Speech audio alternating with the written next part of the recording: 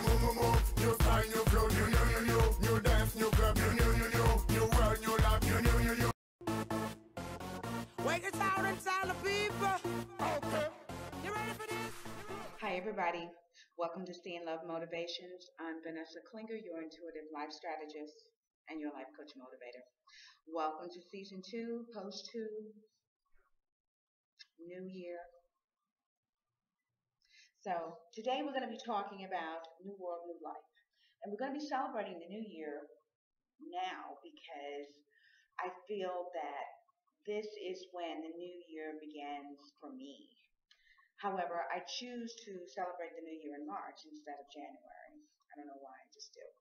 But we are going to be talking about New World, New Life.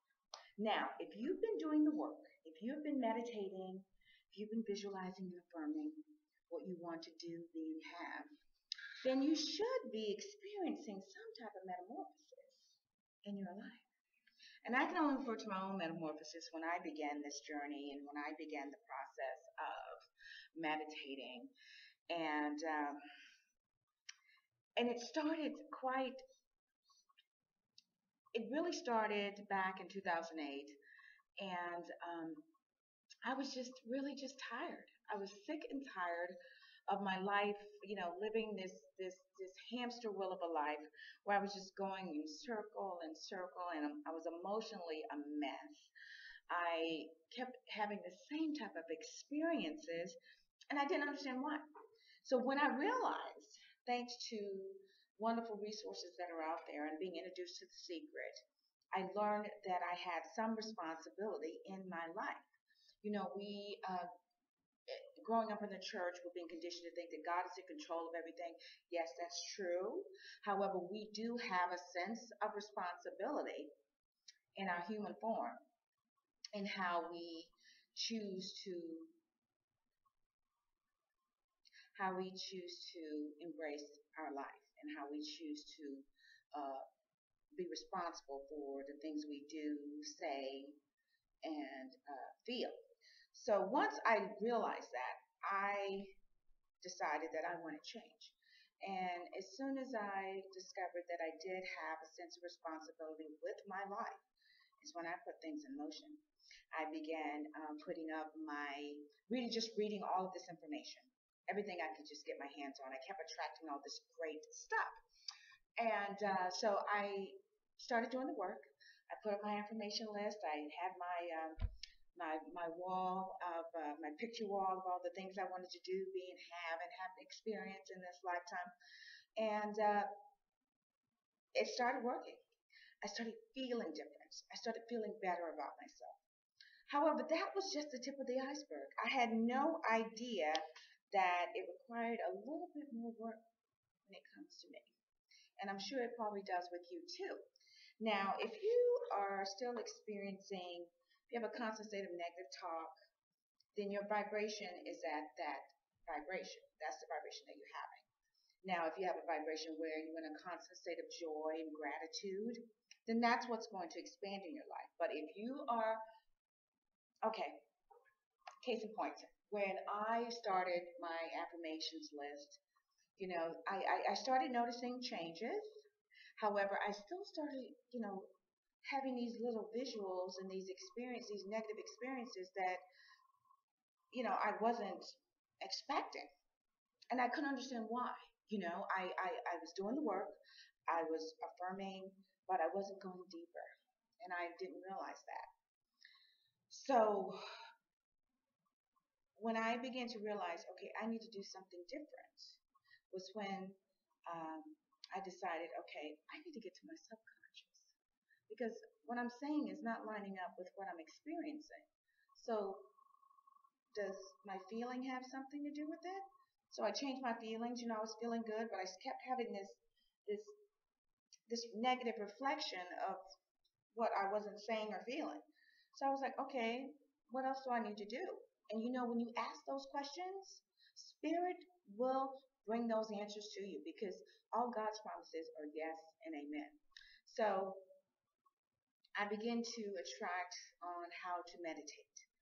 And my experience in project management taught me that you have to identify the root cause of the problem. You can't just pacify it.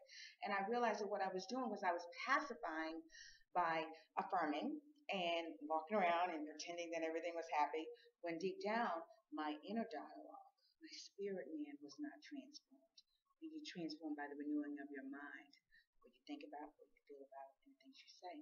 I had conquered the two, but I hadn't mastered the last and final one, which was my inner dialogue. So that's what inherently drives your life. That's the gasoline. The key is what you're saying.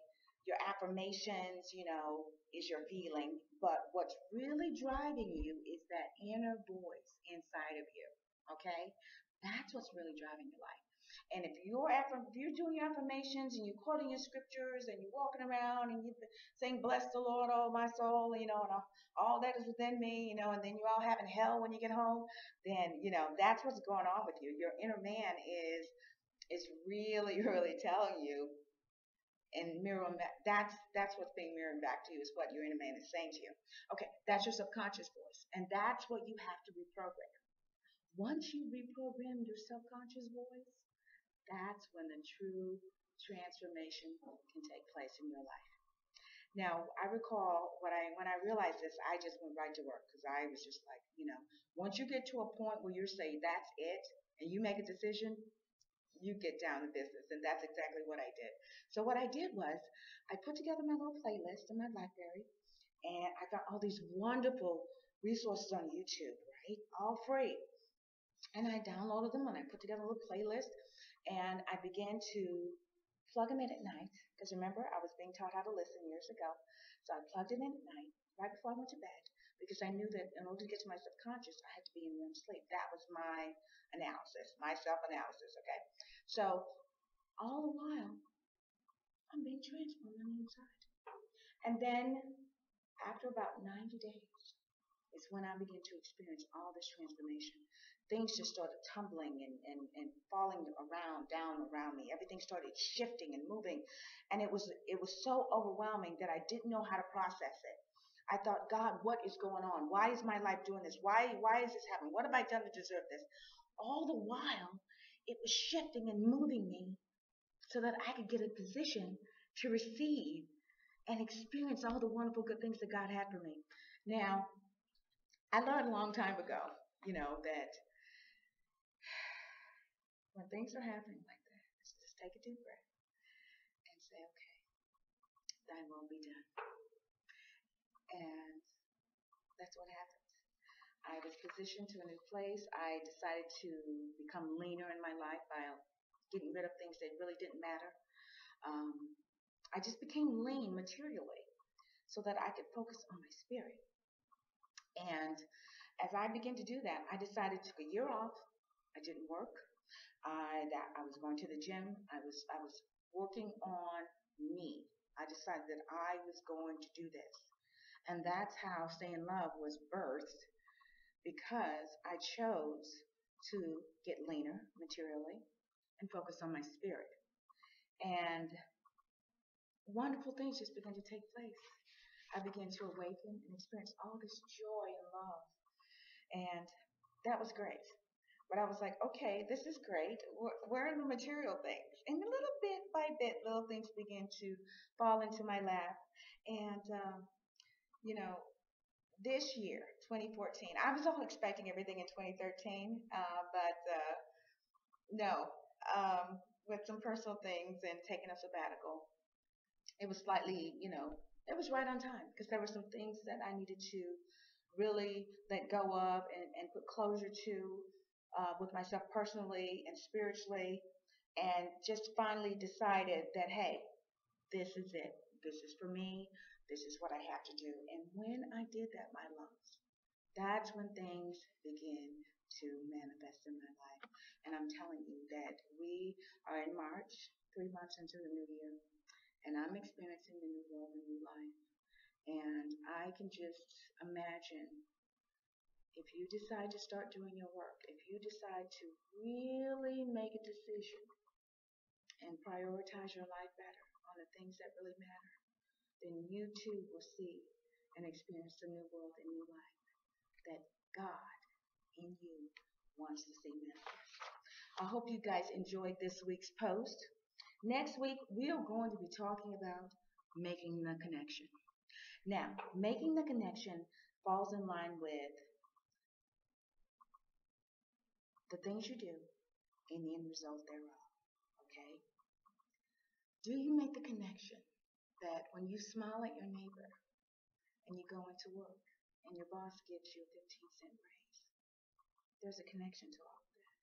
There's also a connection to when you say something nasty to someone and you go outside and there's a flat tire. There is a connection. We're going to be talking about that next week. Thank you guys so much for tuning in. It's going to be a wonderful 2014. I just know it and believe it. Next week, we're going to be talking about making the connection. Thanks for tuning in, everybody. And remember, stay in love.